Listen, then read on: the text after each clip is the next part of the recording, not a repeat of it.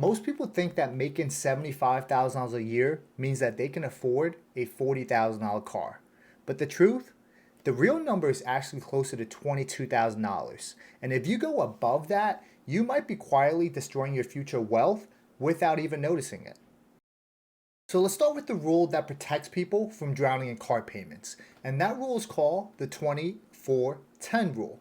And here's how it works. 20% go towards down payment that shows commitment, but most importantly, it keeps you from being upside down immediately. 4-year max loan, not 6, not 7 like what the dealers push for. And I'm guilty of this as well, falling for the 6-year loans. Longer loans make expensive cars look affordable. And all this is happening while they're bearing you an interest. 10% of your gross monthly income for your car payment. And this is a key limiter because if you stick to this, you'll avoid the payment trap that has millions of Americans living paycheck to paycheck. People don't really get in car troubles, they get in payment troubles. And this rule will protect you from overpaying on a vehicle. Let's plug in some real salaries. This is where things get interesting. Let's say that you make $50,000 a year. That would mean your monthly gross income would be about $4,167. And if that's the case, if we're going off of the 24-10 rules, then that means that 10% of your monthly income would be about $416. And that's at 7% APR over 4 years, right? 7%, just a range that I'm given around that, around this time. And that gets you roughly about $15,000 to $17,000. And keep in mind, this is with down payment, so 20% down payment, right? So technically you can afford more than this amount mentioned, but let's be real. The majority of you guys watching this, including myself, I've been guilty of in the past where I didn't put 20% down. So if that's the case, then you want to work off of this scenario. $15,000, $17,000 is the max you can afford. And that's if you put literally nothing down. You should put something down, but this gives you an idea, if you're making around that 50,000 mark, this is what you can afford. And don't worry, if you stick around till the end of the video, if you're curious on how you get that number, I'll give a formula at the end as well, so just stick around for that. Here's the shocker, because you might be thinking that you can afford a $30,000 luxury vehicle, at your salary of $50,000, but you're really looking at, 2015 to 2018 Toyotas, Hondas, Mazdas, Subaru, right? Used vehicles that are in that range that are still work and can get you around really well. You can find these, but a lot of people, what they end up doing is once they start thinking about the idea of a new car, they start looking at the car that they want, but it's out of the range realistically. So they pretty much turn a blind eye to everything else that they'll see. Right? They'll say they can't find cars like this at this price, but it's doable. You just have to really search and you'll be able to find it.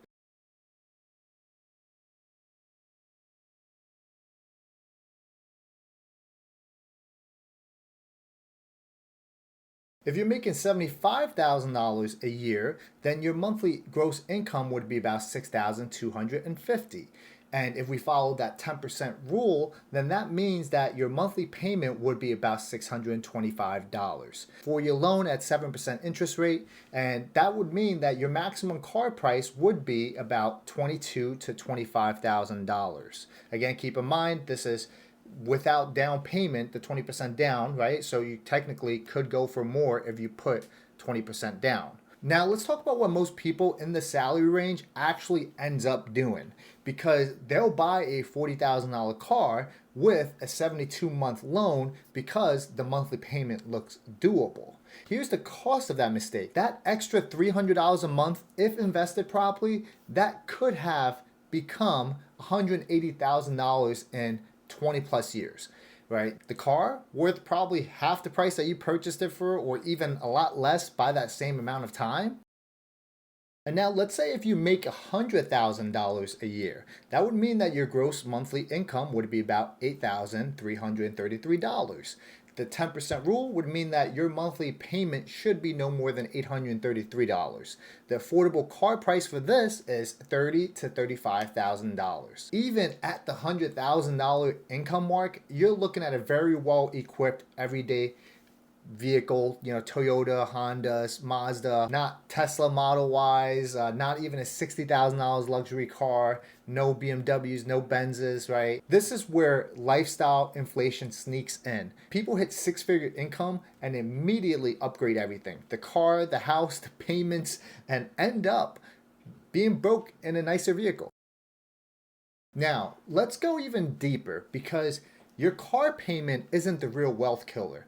It's the total cost with everything included, from gas, insurance, maintenance, taxes, registration, miscellaneous things, right? A good rule is 25% of your take-home pay rule.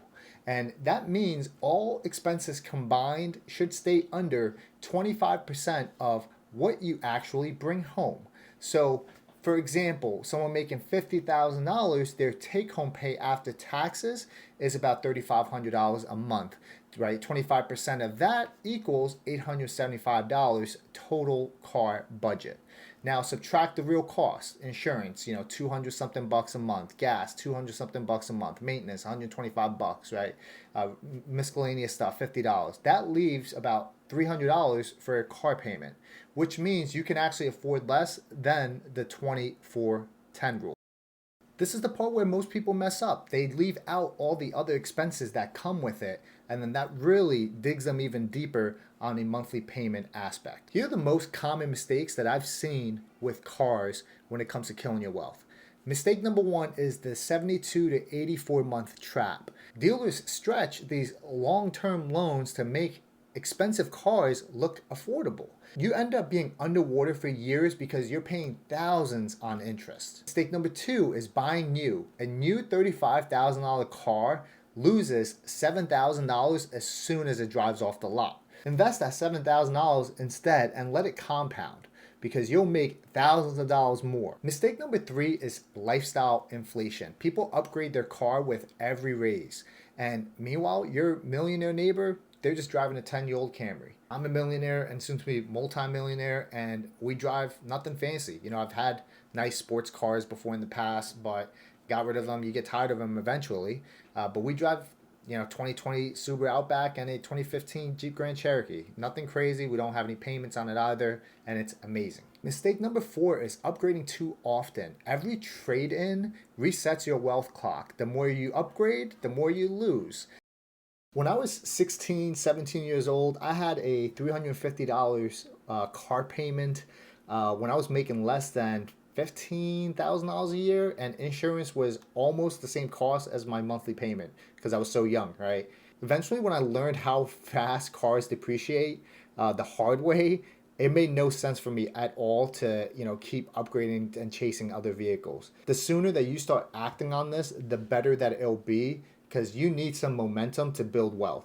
And that extra $500 a month that you didn't spend on a car can be invested instead. Notice that once you develop the smaller habits that requires you to save money, you'll also start developing the sense to spend wisely on cars as well, right? And this is where it's so important that you try to save money for the down payment as well, because it shows commitment on your end. If you could be commit up to that part, I think you could commit on the remainder of sticking to the formula and sticking to what's going to help you build wealth. As promised, here's the formula on how you can determine what your max car should be. If you want to know what car you can afford, drop a comment of your salary and I'll go ahead and respond and get you that number. I hope you enjoyed this content. If you did, please hit that like button and as well consider subscribing. This let YouTube know that I'm doing a good job. And as well, feel free to share with your friends or family that this might be able to help out. Hope you enjoyed. Take care.